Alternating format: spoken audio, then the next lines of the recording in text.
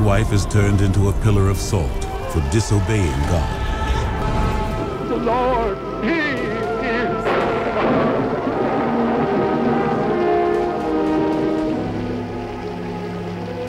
Thou is God. Thou is God. Tell Lord Artur's messenger. I have the secret. I've taken away your strength, Samson. Call on your God, Samson. This woman, Herodias, is the wife of your brother Philip, and Philip lives, Tetrarch in Iturea. It is written, I have seen thine adulteries and thine abominations. Woe unto them! Wilt thou not be made clean? Send back this woman to your brother. Repent! How can you allow this slander to continue? I want the head of John the Baptist.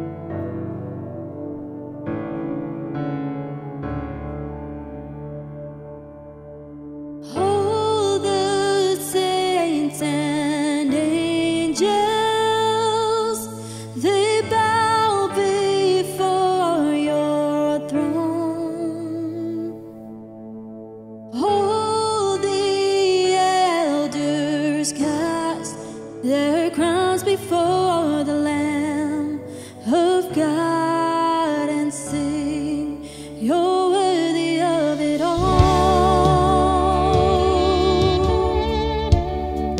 You're worthy of it all. For from you are all things, and to you are all things. You deserve the glory.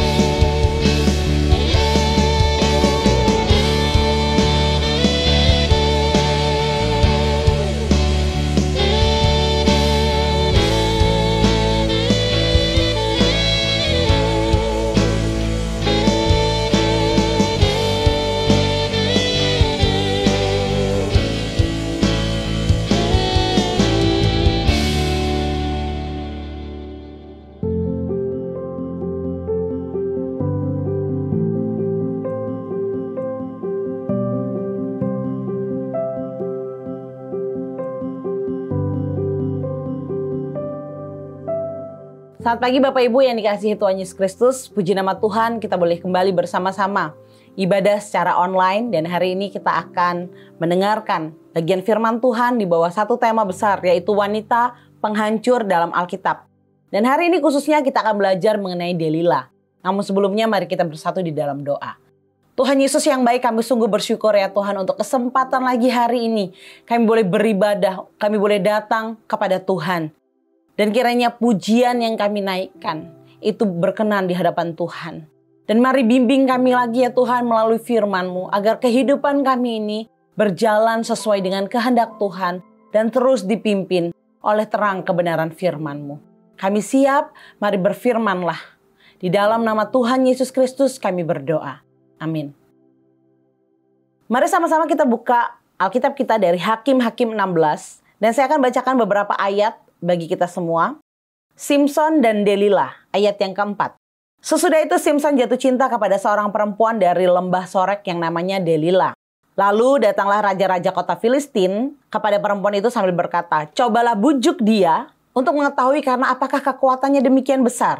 Dan dengan apakah kami dapat mengalahkan dia dan mengikat dia untuk menundukkannya. Maka kami masing-masing akan memberikan 1.100 uang perak kepadamu. Ayat 6, lalu berkatalah Delila kepada Simson, ceritakanlah kiranya kepadaku karena apakah kekuatanmu demikian besar dan dengan apakah engkau harus diikat untuk ditundukkan. Ayat yang ke-10. Kemudian berkatalah Delila kepada Simson, sesungguhnya engkau telah mainkan dan membohongi aku. Sekarang ceritakanlah kiranya kepadaku dengan apa engkau dapat diikat. Ayat 13. Berkatalah Delila kepada Simson, sampai sekarang engkau telah mainkan dan membohongi aku. Ceritakanlah kepadaku dengan apakah engkau dapat diikat. Ayat 15, berkatalah perempuan itu kepadanya, bagaimana mungkin engkau berkata aku cinta kepadamu padahal hatimu tidak tertuju kepadaku?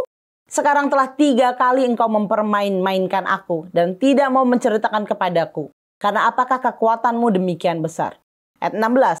Lalu setelah perempuan itu berhari-hari merengek-rengek kepadanya dan terus mendesak-desak dia, ia tidak dapat lagi menahan hati sehingga ia mau mati rasanya. Maka diceritakannya lah kepadanya segala isi hatinya, katanya, kepalaku tidak pernah kena pisau cukur sebab sejak dari kandungan ibuku aku ini seorang nazir Allah. Jika kepalaku dicukur maka kekuatanku akan lenyap daripadaku dan aku menjadi lemah dan sama seperti orang-orang lain. Ayat 18, ketika dilihat Delila bahwa segala isi hatinya telah diceritakannya kepadanya, disuruhnyalah memanggil raja-raja kota orang Filistin, katanya, sekali ini lagi datanglah kemari, sebab ia telah menceritakan segala isi hatinya kepadaku. Lalu datanglah raja-raja kota orang Filistin itu kepadanya sambil membawa uang itu.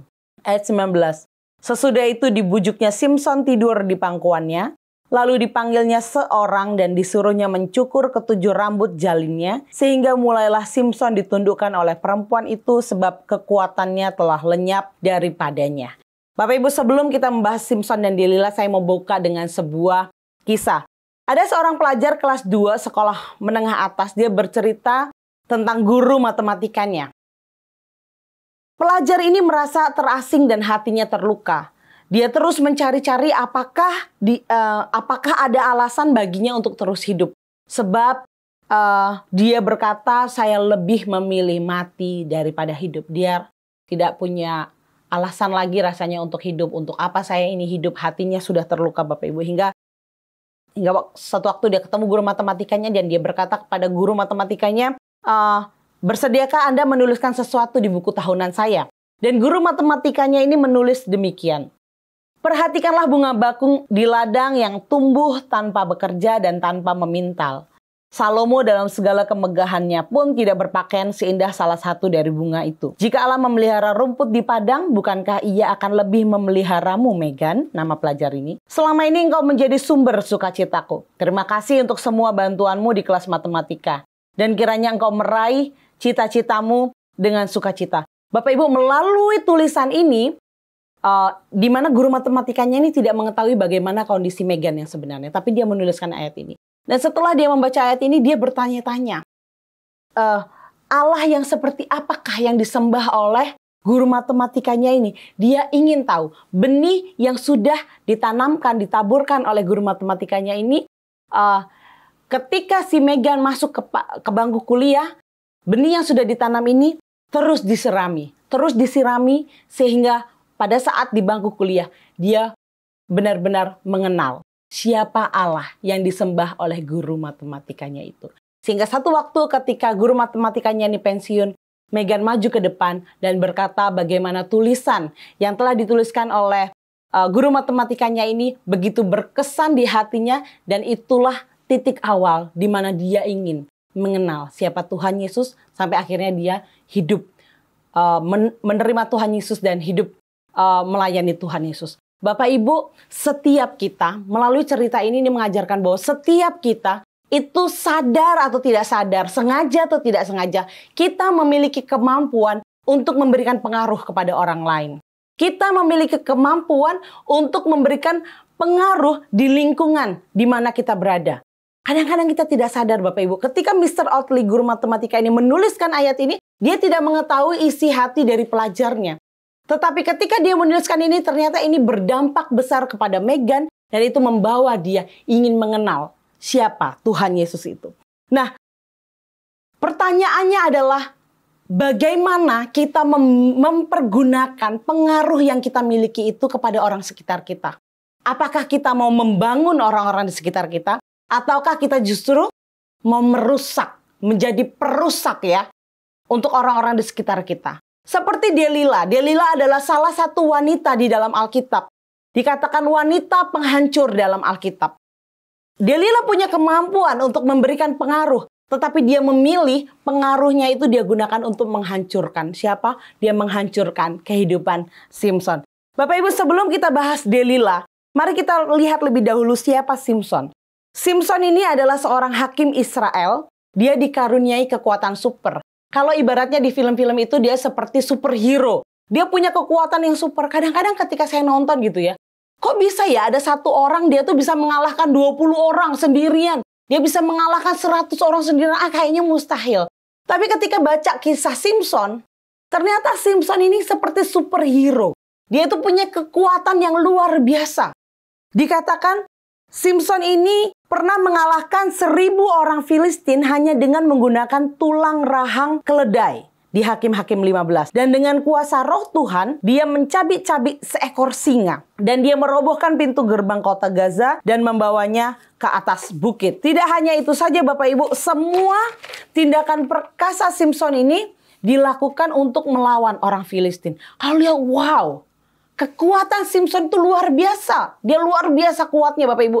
Dan orang-orang Filistin mengalami kerugian banyak dan itu membuat orang-orang Filistin tuh ingin mencari cara gimana caranya untuk mengalahkan Simson.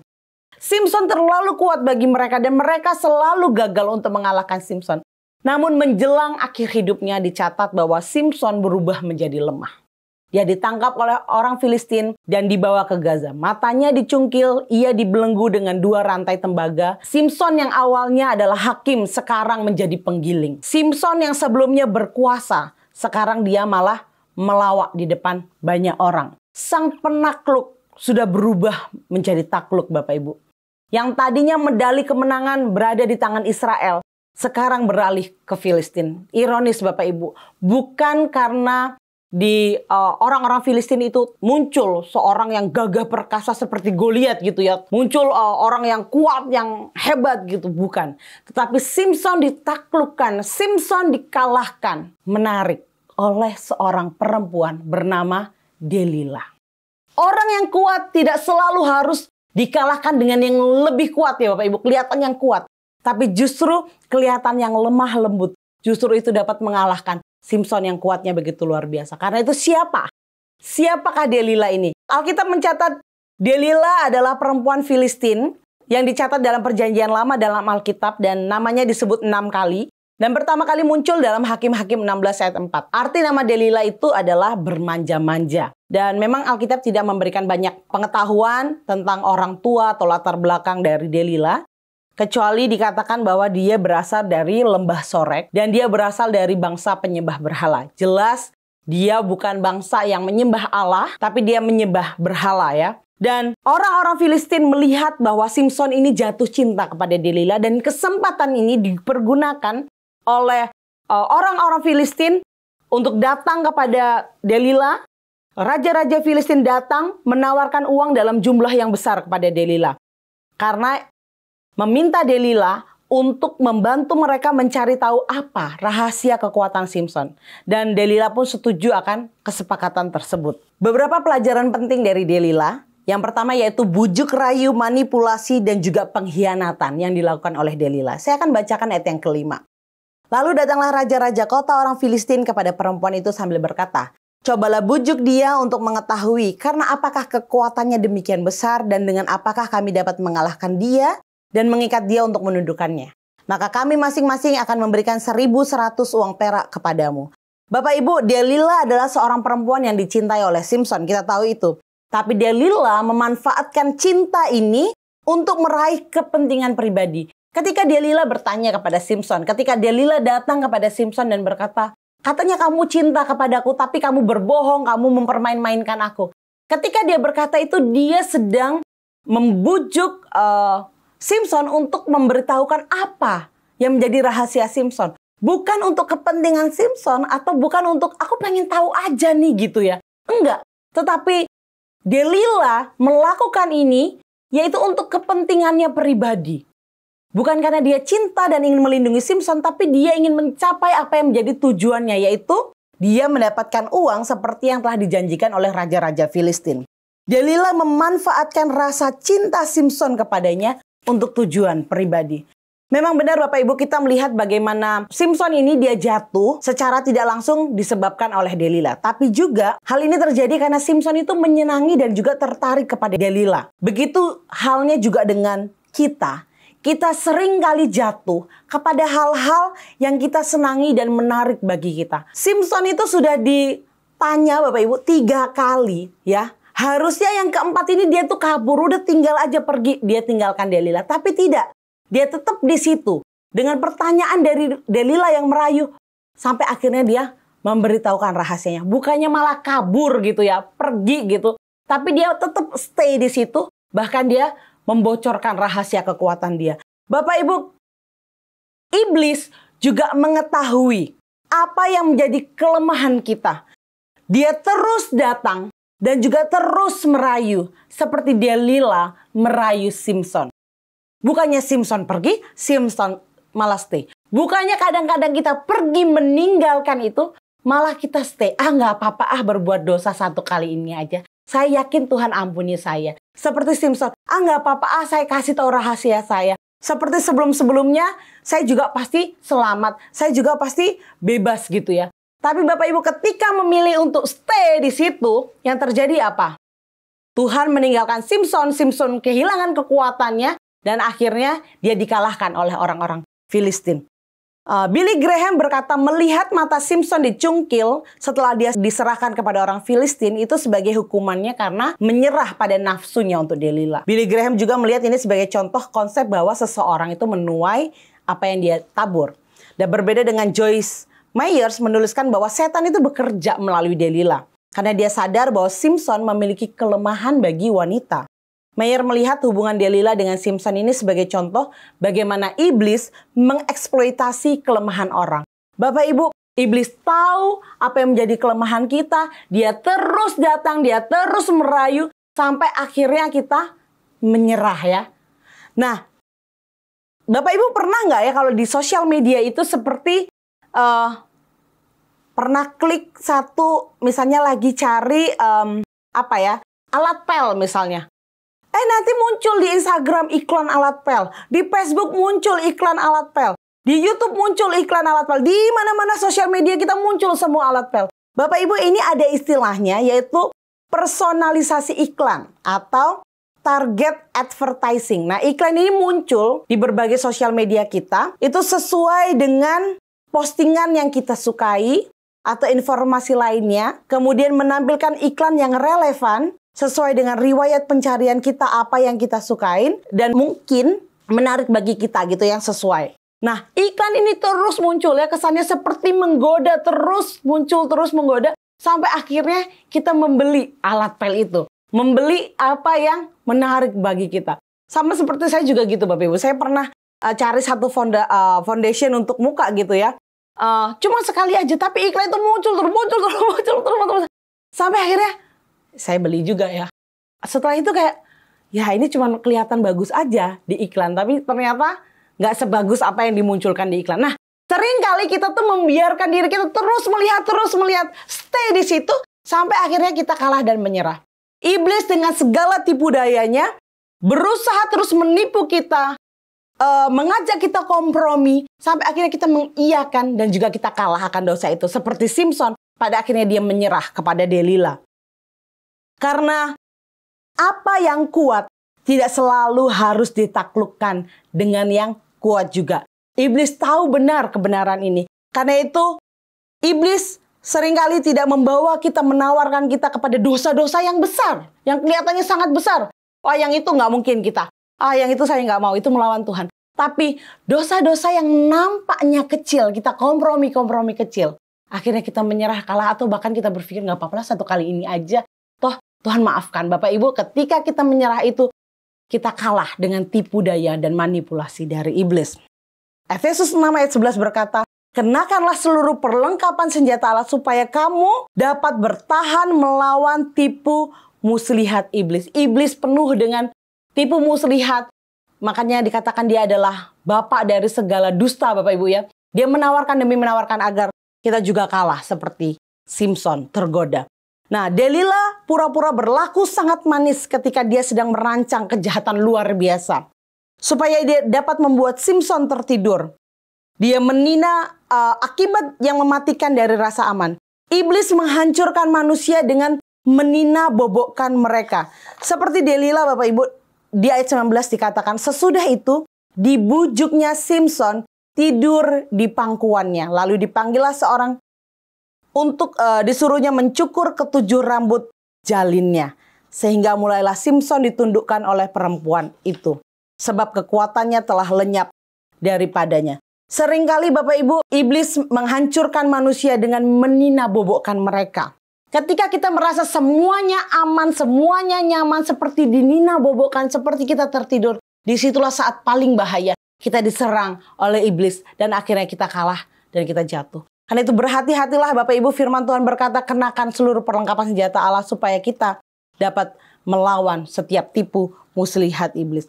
Yang kedua, belajar dari Delila adalah dia cinta uang. Wanita pujaan Simpson ini Bapak Ibu, seorang wanita yang cantik, cerdik. Dia menggunakan semua kelebihannya untuk satu tujuan, yaitu uang. Dia memiliki cinta palsu, cintanya bukan kepada Samson tapi kepada uang. Semua itu dilakukannya demi sejumlah perak yang dijanjikannya kepadanya dari orang Filistin. Ayat yang kelima saya bacakan lagi, maka kami masing-masing akan memberikan 1.100 uang perak kepadamu. Ayat 18. Lalu datanglah raja-raja kota orang Filistin itu kepadanya sambil membawa uang itu. Nah, Delila akan menerima 1.100 uang perak dari masing-masing raja-raja Filistin. Menurut Hakim-Hakim 3 ayat yang ketiga atau Yosua 13 ayat ketiga, ada 5 raja di Filistin. Sehingga totalnya kemungkinan sekitar 5.500 uang perak yang akan diperoleh Delila dari raja-raja Filistin itu. Sedangkan Bapak Ibu ingat, Yudas menjual Tuhan Yesus, dia mendapatkan 30 keping uang perak. Dan Delila mendapatkan 5.500. Mengapa jumlahnya begitu besar Bapak Ibu? Jelas jumlahnya begitu besar karena Simpson ini telah menimbulkan begitu besar kerugian bagi orang Filistin. Sehingga mereka rela membayar begitu besar jumlahnya kepada Delila demi dapat mengalahkan, menaklukkan Simpson. Dan Simpson di sini digambarkan sebagai wanita yang cinta uang. Dia nggak peduli dengan Simpson. Yang penting dia dapat uangnya. Nah, apa yang menjadi motivasi di balik tindakan Delila? Yang pertama, dia dikendalikan oleh cinta uang.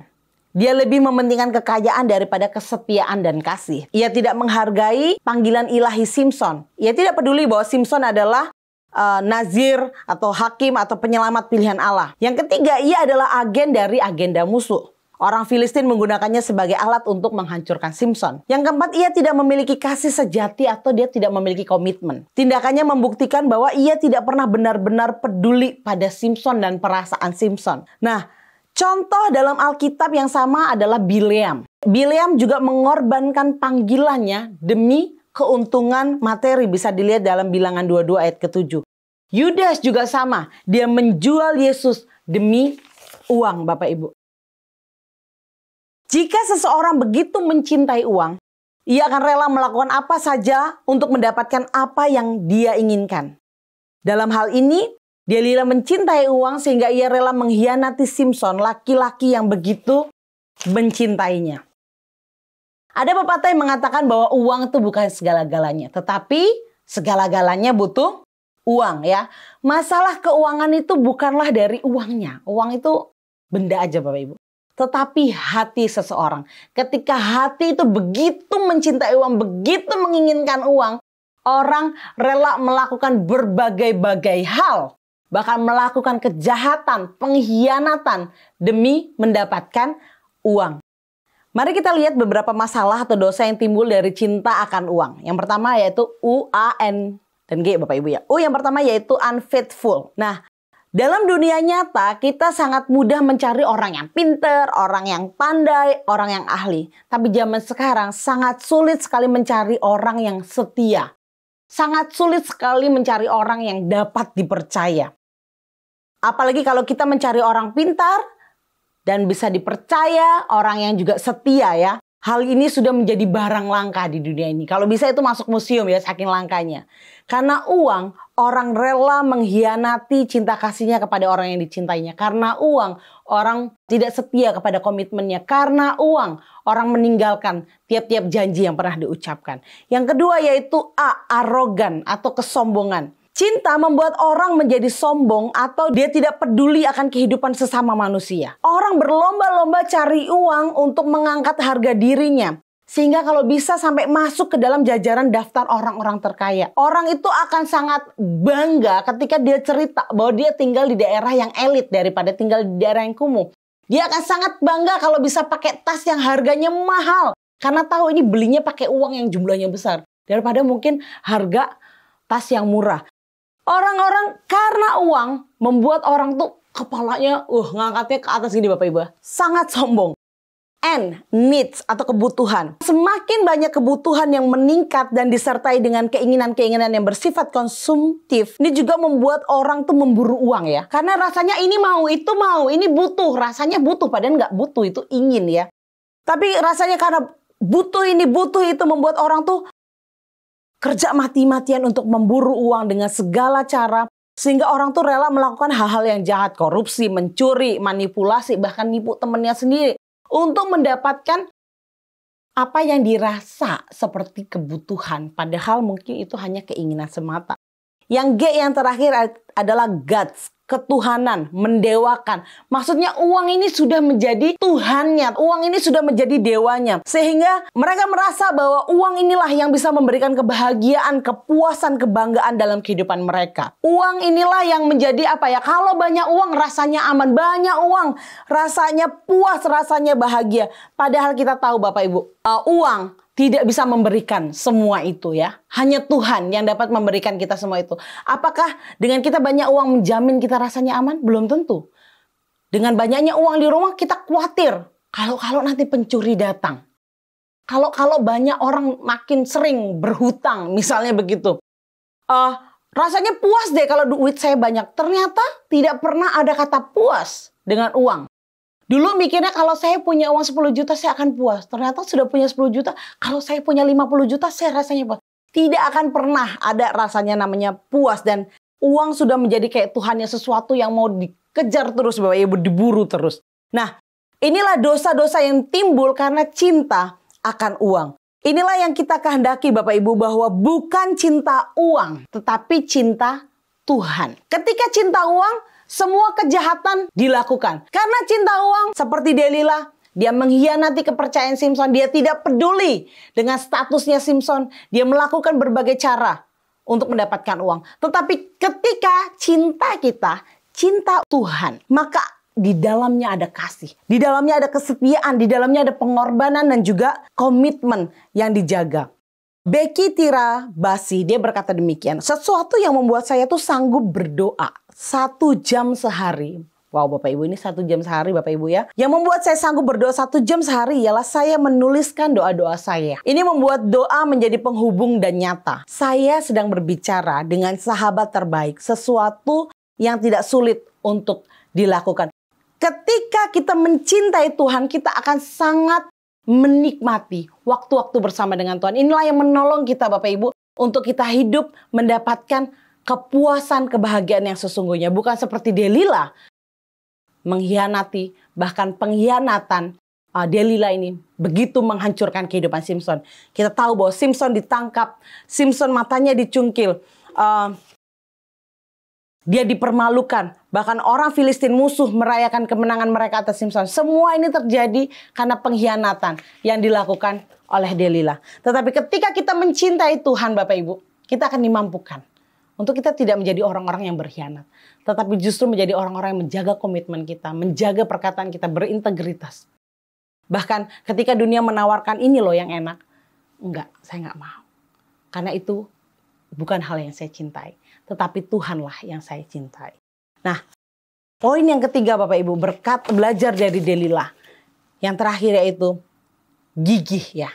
Delila juga dapat dipelajari sebagai contoh kegigihan. Loh, kok kesannya kita belajar sesuatu yang positif gitu ya. Tapi kalau kita lihat Bapak Ibu, berapa kali Delila tuh datang kepada Simson, merayu Simson. 1 kali, dia gagal, apakah dia menyerah? Enggak. 2 kali, ketika dia gagal, dia dibohongi oleh Simson, apakah dia menyerah? Enggak. 3 kali enggak Bapak Ibu? 4 kali. Ini menunjukkan bahwa Delila itu begitu gigih. Dia pokoknya walaupun pertama gagal, kedua gagal, ketiga gagal, dia terus merayu Simson sampai akhirnya Simson itu menceritakan rahasianya. Kita belajar kegigihan Bapak Ibu, meskipun gigih yang dimiliki oleh Delila adalah gigih yang salah ya. Kegigihan yang negatif begitu. Tapi mari kita belajar hal positifnya Bapak Ibu. Namun sebelumnya saya baca Hakim-Hakim 16 dikatakan, lalu setelah perempuan itu berhari-hari merengek-rengek kepadanya dan terus mendesak-desak dia tidak dapat lagi menahan hati sehingga ia mau mati rasanya. Dalam terjemahan yang lain dikatakan, setiap hari Delila terus saja merengek-rengek dan mendesak sehingga Simson bosan mendengarnya. Apapun alasan dibalik semua itu yang jelas, Delila ini terus mengarahkan usaha terbaiknya untuk membuat Simson tuh menceritakan yang sesungguhnya, rahasia Simson. Delila tidak kenal kata menyerah. Dia berhari-hari, dia menangis, merayu, merengek, meraju, memohon, memaksa apa Allah itu Bapak Ibu, supaya hati Simson bisa runtuh. Dan coba tebak apa yang terjadi pada akhirnya. Hati Simson pun runtuh dan Simson menceritakan rahasianya. Orang yang punya daya juang Bapak Ibu, entah itu hal yang baik atau hal yang buruk, pada akhirnya akan berhasil bukan? Tapi jangan jadi seperti Delila Bapak Ibu ya. Dia punya passion yang salah, dia punya kegigihan yang salah, tujuan yang salah ya. Tapi mari kita miliki tekad dan daya juang untuk mencapai gigih apa? Untuk mencapai kehendak Tuhan dalam hidup kita. Gagal, coba lagi. Gagal, kita coba lagi ya. Ada beberapa contoh ya Bapak Ibu, yaitu Laksamana Perry. Dia baru berhasil mencapai kutub utara setelah berupaya 8 kali. Thomas Alva Edison kita tahu ini dia melakukan eksperimen 1000 kali sebelum dia berhasil menemukan bola lampu. John Creasy ditolak 743 kali oleh penerbitnya sebelum dia berhasil menerbitkan 560 judul buku yang telah terjual lebih 60 juta kopi. Nah begitu juga yang terjadi pada Albert Einstein, Abraham Lincoln, dan lain sebagainya. Mereka begitu gigih ya, sampai akhirnya berhasil. Presiden USA yang ke-30 yaitu Calvin Coolidge, dia mengatakan tidak ada sesuatu pun di dunia ini yang dapat menggantikan kegigihan. Bakat sudah sangat umum orang yang tidak berhasil karena ia hanya mengandalkan bakat. Kecerdasan, sangat banyak orang yang cerdas tetapi tidak punya apa-apa. Pendidikan yang tinggi di dunia ini, sangat banyak orang terlantar yang berpendidikan cukup tinggi. Kegigihan dan tekad kuat saja yang memiliki kekuatan besar Bapak Ibu. Ketika kita memutuskan untuk tetap melanjutkan upaya kita hingga tercapai tujuan, itulah yang disebut kegigihan Bapak Ibu. Gigih yang harus kita miliki sebagai orang Kristen. Bukan seperti Delila yang jelas, tapi gigih untuk menjadi seperti Yesus. Lori Salierno, dia berkata demikian, Saya bertanya kepada seorang biarawati yang bekerja di rumah Mother Teresa tentang bagaimana caranya supaya dapat menjadi seperti Mother Teresa. Dia menjawab, Mother Teresa cuma berdoa dan taat. Setiap menit dari waktunya ia persembahkan kepada Yesus. Siapapun dapat menjadi seperti dia karena ia seperti Yesus. Dan Yesus rindu bahwa kita masing-masing menjadi seperti dia. Bapak Ibu, bukan gigih untuk mendapatkan apa yang dunia inginkan, dunia kejar.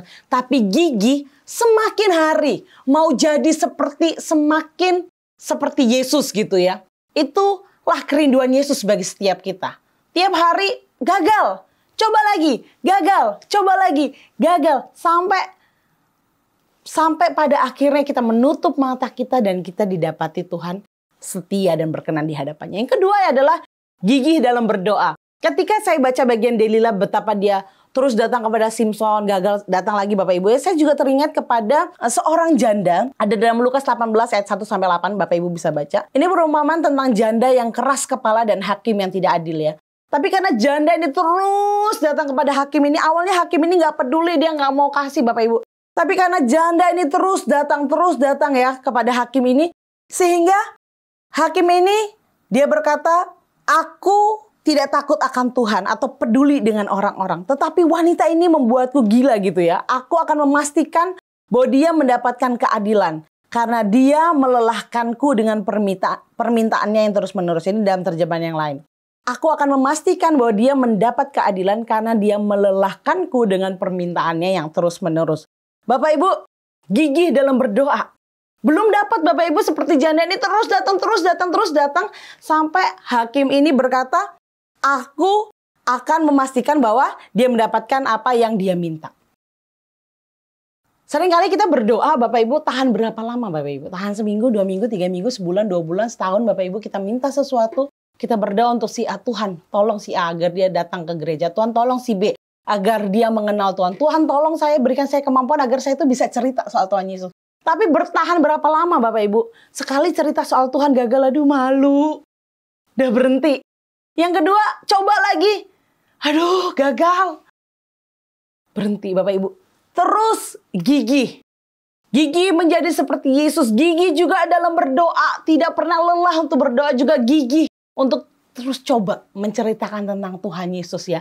Seperti cerita di awal saya tadi, Mr. Otley. Bagaimana dia hanya menuliskan ayat firman Tuhan. Tapi ayat ini membuat muridnya bertanya-tanya, siapa Allah itu? Saya juga pengen kenal Allah itu yang Allah yang disembah, Allah yang dipercaya oleh Mr. Otley ini, gurunya Bapak Ibu. Saya tutup dengan kalimat dari Charles Swindoll. Dia berkata, visi itu sangat penting bagi orang yang ingin bertahan hidup ya. Nah, visi ini dilahirkan oleh iman, dipelihara oleh pengharapan, dikobarkan oleh imajinasi dan dikuatkan oleh antusiasme. Visi lebih besar daripada penglihatan, lebih dalam daripada impian, lebih luas daripada gagasan. Visi mencakup pandangan yang luas di luar khazanah yang dapat diprediksi, yang aman dan yang diharapkan. Tidak heran bahwa tanpa visi kita akan binasa. Karena itu Bapak Ibu, sebagai anak-anak Tuhan, kita harus punya visi yang jelas dalam hidup ini. Kita tuh mau apa hidup di dunia ini? Ketika saya bekerja, tiap pagi saya pergi bekerja tuh saya untuk apa? Harus ada visi yang jelas. Ketika saya berada di rumah sebagai kepala rumah tangga, sebagai ibu rumah tangga, saya tuh visinya apa? Apa yang mau saya lakukan di dunia ini? Dan gigih melakukannya, bukan seperti Delila, dia gigih melakukannya untuk membongkar rahasia Simpson untuk dapat duit ya. Selesai. Tapi kita anak-anak Tuhan, kita gigih melakukan sesuatu, kita punya visi yang jelas, kita gigih melakukannya, kita tidak menyerah. Apa visi, apa panggilan Tuhan itu dalam hidup kita? Itu yang harus terus kita lakukan. Gagal, jangan menyerah Bapak Ibu. Terus dan terus sampai visi kita itu tercapai. Demikianlah kebenaran firman Tuhan. Jangan sampai kita ditipu oleh iblis dan kita jatuh dalam tipuan iblis dan kita menyerah, kita jatuh dalam dosa. Yang kedua adalah bukan cinta uang, tetapi cinta Tuhan ya. Yang ketiga adalah gigih pada visi yang telah Tuhan berikan kepada kita. Mari kita bersatu di dalam doa. Bapa di surga, kami sungguh bersyukur untuk kebenaran firman Tuhan. Kami belajar lagi dari Delila Tuhan. Tolong kami agar jangan sampai kami kalah oleh tipu muslihat iblis. Tipu daya iblis sehingga kami menyerah, kami kompromi dengan dosa. Bahkan kami kalah. Dan juga tolong kami Tuhan agar hati kami ini bukan uang yang kami cintai, tetapi Tuhanlah yang kami cintai. Dan bantu kami Tuhan dalam apapun saat ini yang Tuhan percayakan kepada kami untuk kami lakukan dimanapun kami berada. Bantu kami untuk gigih, untuk kami melakukannya sesuai dengan kehendak Tuhan dan berhasil karena Tuhan. Terima kasih untuk kebenaran firman Tuhan ini. Dan kami menyerahkan ibadah kami selanjutnya, kehidupan kami hanya di dalam nama Tuhan Yesus Kristus. Amin.